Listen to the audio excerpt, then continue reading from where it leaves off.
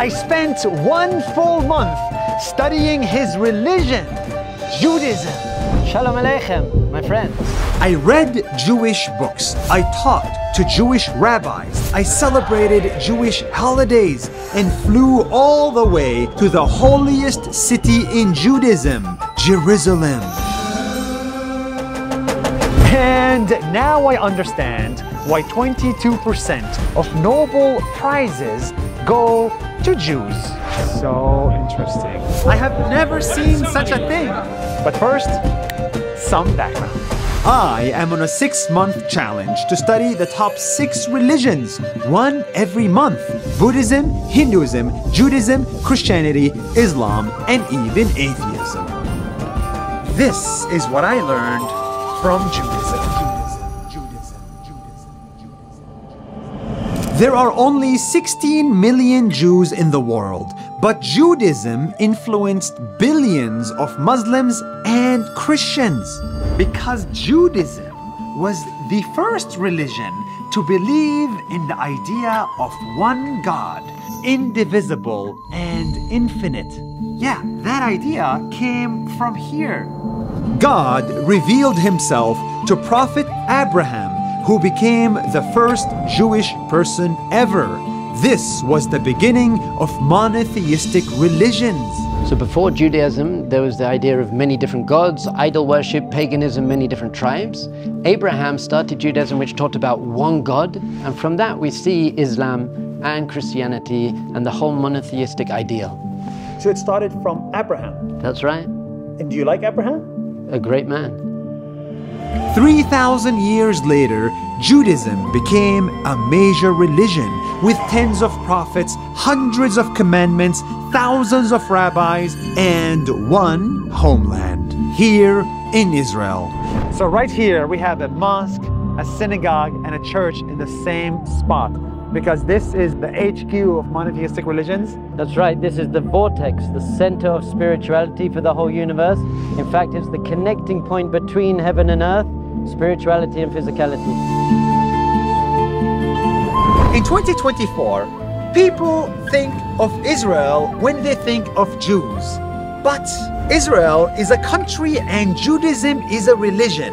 And this video is about the religion, not the country. So, what can we learn from Judaism? First, I learned how to have friends. Judaism is the religion of friends. It is more than just a religion. It is a peoplehood, a community. Judaism isn't a religion, it isn't a nation, it isn't a race, it isn't a culture. Judaism is a family. Abraham had a son, and then from that family came the Jewish people.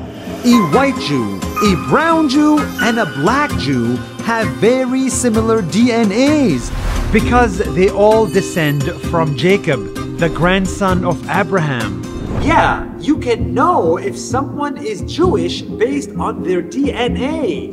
No other religion has this.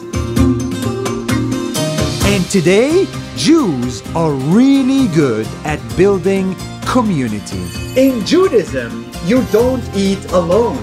Every Friday night, millions of Jews gather in their homes with family and friends for dinner. And in these dinners, they eat the same bread, say the same prayers, and drink the same wine.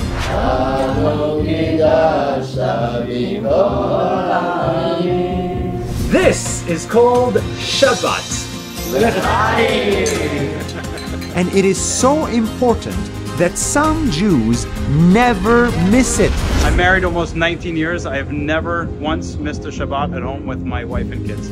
In 19 years? Never, not once. So the word Shabbat actually comes from the word lashevet, which means to sit down. And it's saying, just sit down. During the week, we're running, we're trying to accomplish and achieve so much, and social media, and there's so much going on. And it says one day a week, Shabbat, sit down. Check this out, the city is empty. There's nobody here. Everything is shut down, it's closed, and everybody is taking a day off. One day a week to rest and focus on family. In Judaism, you do not pray alone. Jews have to gather a community of 10 people minimum for their prayers to become even more powerful. In Judaism, you don't suffer alone. When a Jewish person is sick, their name is broadcasted at the synagogue and the community prays for them. We're not just praying for ourselves. We're praying for our brothers and our sisters and everyone around us in all the world. And it makes it a lot more powerful and not so self-centered. In Judaism, you don't travel alone. When a Jewish person travels, they can join a Chabad house in more than 100 countries and make friends there. And in Judaism, you don't party alone.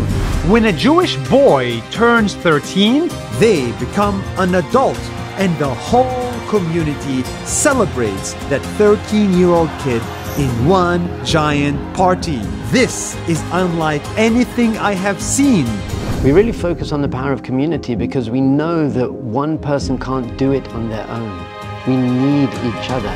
All of us feel lonely. All of us want to belong. And Judaism as a religion has the solution to that. That starts with your own community. If you don't love each other, how are you going to impact the world around you? So that's why we pray together and we eat together and we dance together and we cry together. We're together because that's the only way anyone's ever going to reach their ultimate potential and the whole purpose of creation. The second thing I learned in Judaism is how to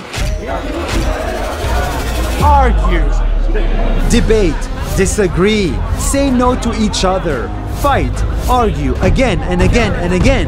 No, but it doesn't make sense. Because the whole point of saying that retroactively it works is only if it doesn't have a seal because you eventually get a custody Boston and then you're going to be Mayan.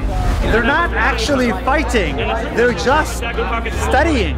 I have never seen such a thing. Because there are bad arguments and there are good arguments. Bad arguments are, I hate you, I want to put you down, I want to enforce my opinion and my values on you. Good arguments is, I want to fight it out with you so that we can both come to the truth and we can come closer to each other through the argument. And Jews love a good argument. The way Jews study is done in pairs of two who are supposed to debate religion. It's called Chavruta, which comes from the word friend, chaver. Does anybody here get offended by somebody disagreeing with you and telling you you're wrong? The goal is On the same team all the time. No, you On the same team. You get excited. The goal is mutual understanding. In Judaism, debating is part of the religion, and no one gets killed or harmed for having a different opinion. So it's two friends getting together to fight each other, but fight for the truth. And when we finished and we close our books, then we shake hands and we have a hug and we go and eat together and pray together. Some people say if you put two Jews in a room, you get three opinions. This is funny, but it's actually a good thing. The more you disagree, the closer you get to the truth. Jews like to argue because we are completely devoted and committed to finding the truth. And maybe that is why 22% of Nobel Prizes go to Jewish scientists. Because of these two major factors, the culture of arguing for the truth and the drive to improve the world and make it a better place, put those two things together, you're going to win lots of Nobel Prizes. That's a lot of them. A lot of them. Baruch Hashem. Thank God. Inshallah.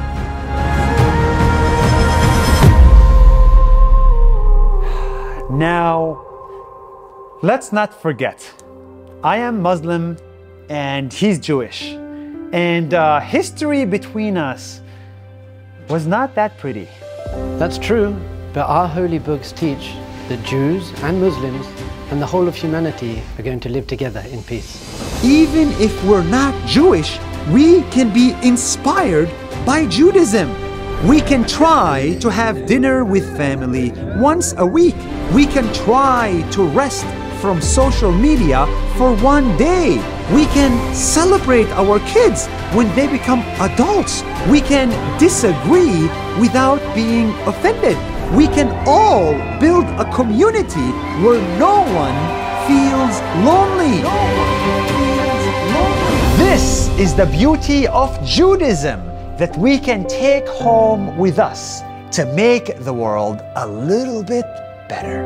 Actually, a lot better. A lot better. That's it for Judaism. See you next month for a video about Christianity. Thank you, Rabbi. Thank you. That was amazing, wasn't it? That was fun. Was it fun? I enjoyed that. That was fun. That was so inspiring. I am so happy with this challenge. I'm learning so much and I'm getting so much more spiritual. If you want to join me, go to nas.io/religion and everything I'm reading is available on the internet. I'll see you next month about Christianity, also from Jerusalem.